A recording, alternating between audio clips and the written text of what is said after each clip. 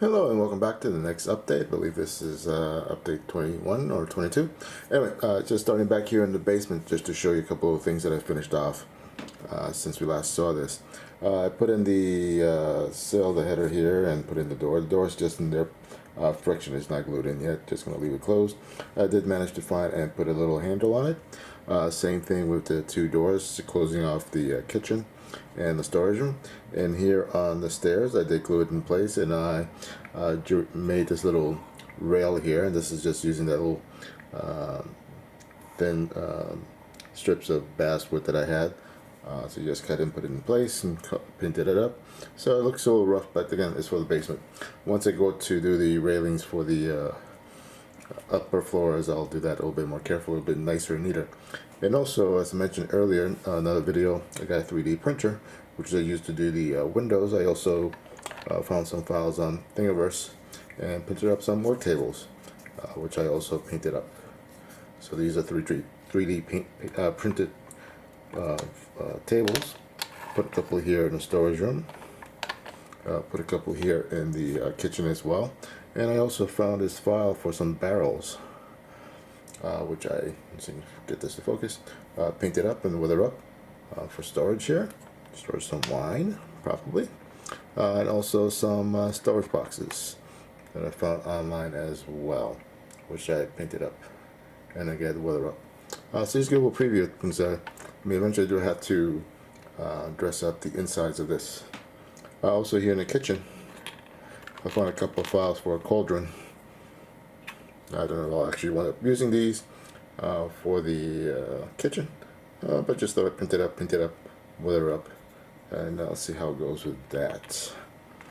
So that's where I'm at with that. Oops, upside down.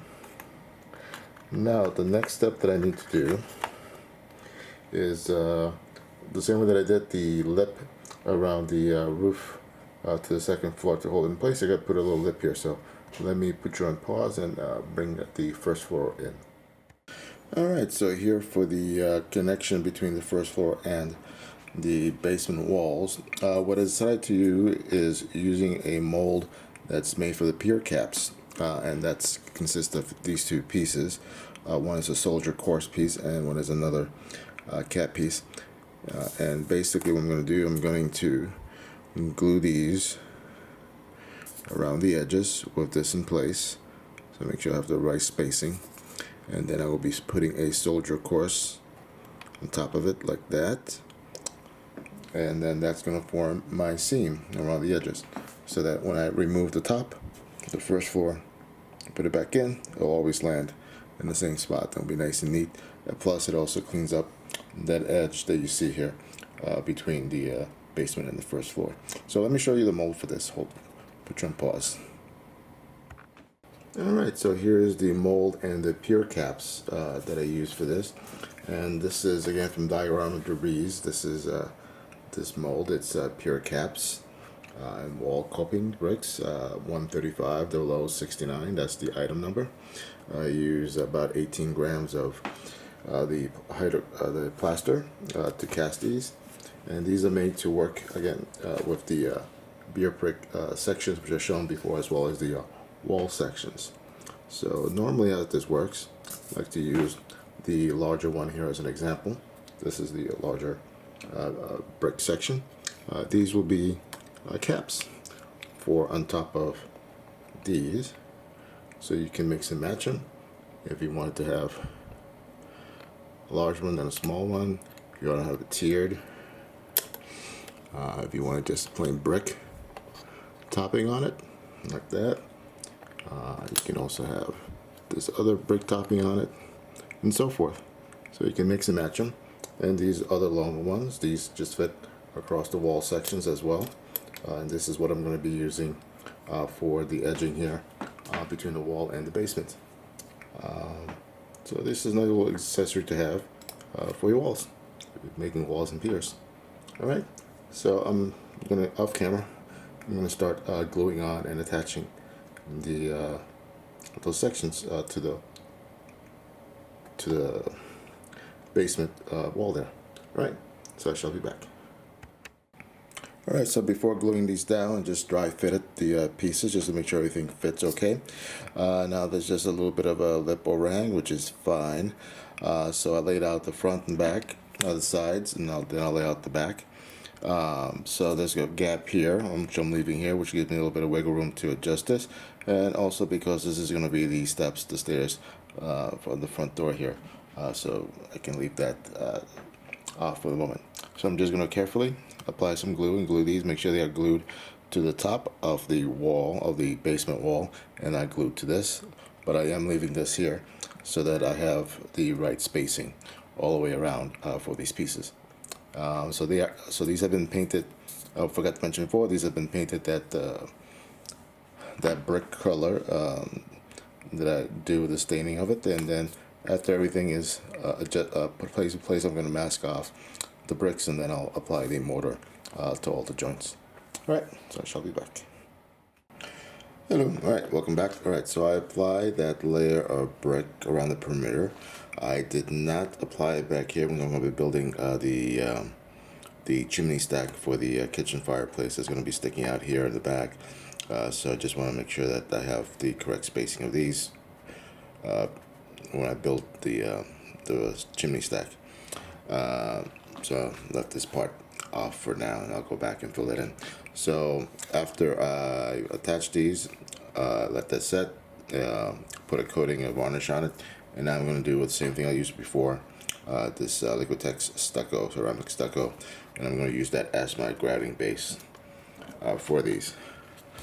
So I'm just going to go ahead and apply this, and then scrape it up just to fill in the mortar joints here. And I'm just going to go that around the entire perimeter and do that.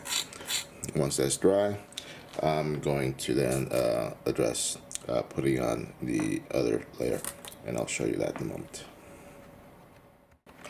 Okay, now that I've had a chance for this to dry off, I did give this a little bit of a light sanding or sanding stick just to take off any of the rough texture from the ceramic plaster that I put on there. And now I'm ready to attach the other part. Now the other part, the soldier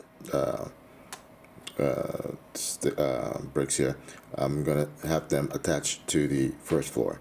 So this will be attached, glued onto that area there, as opposed to here. So when you lift this off, this will come away with the first floor, leaving this here attached to the basement, and that'll give it. I think it should give it a nice good look, seal to it. Now, once this is finished attached, gluing to here, I'll apply the same thing as far as grouting is concerned. All right, so I shall be back with that. Okay, so now that I've applied the soldier course there and let it sufficiently dry, I masked off the areas. I can put some grout there. Now, putting the grout, I'm gonna take this off of the base here, off the, and I'm just gonna do it this way, off camera, so that I don't have any extra grout all over the place. All right, so I'll be doing that off camera, and I'll be back. Okay, now that we finished doing all the grouting along the edges here for the soldier course, now I'm going to turn this around and show you the back.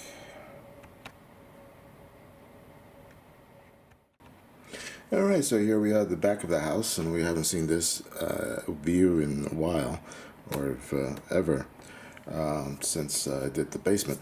Alright, so here, as you see, I have the course here, the bricks here, covering up the, finishing up the edging with the cellar here. This area here left blank, so there's going to be a landing here for this back door, so you can have the landing here and then the steps going down. And again, over here I left this blank since I'm going to be putting the chimney stack over here. So what I think I'm going to do here is using some, again, those pier brick sections. And for example, this, which I just have it taped up for right now, I'm going to do something wide here, and I'm going to have that just one brick wide, and just going to be extending up to the level of the basement. So I'm going to cut this off, and once that's going to even off, so when you take off the first floor, we'll be flush to that. And then for the actual chimney, I'll be again using the brick sections, probably using the wide one and then the skinny one, and then I'll construct the chimney second. Well, this falls apart in my hands. Apologies for that. Right, so I'll have the chimney coming up all along here. So it'll come up to the floor level of the floor here, and then the next section will continue up to the top of that floor, and then the last section going up against here. So once I get to here, I'll probably cut a bit of this out so that I can have the chimney in line and attach to that. But anyway, I'll detail that more as I get up to the top section here. Right now, let's concentrate on doing the first step, which is doing the base here. So off camera, I'm going to glue this together. I'll do what I normally do, dye it, cover it, and grout it. So I shall be back. Hello, and here I'm back with the chimney stack here in the back. What you see here colored, so this is the base for the chimney, and then this, what you see in white, will be the chimney stack itself. Still contemplating how to set this up here. So I'm using some of the extra pieces from the mold, from the Pure Caps mold, to kind of fill in a little bit, to give a little bit of a step, a little bit more details here. So what's red is going to be permanently attached to the basement wall, and then what is white, that's going to be attached to the first floor wall, so that when you take off the first floor, that will come with it. Obviously, I'll have to extend this up to the floor line there, and then I'll then put another piece that's going to extend up here, and then decide what to do with the top part there. Anyway, so I think I'm going to end this update right now with this part, and then I'll pick it up again next week or the next update with what I have decided with the rest of the chimney stack here. Anyway, thank you all for watching. Take care and have a good day.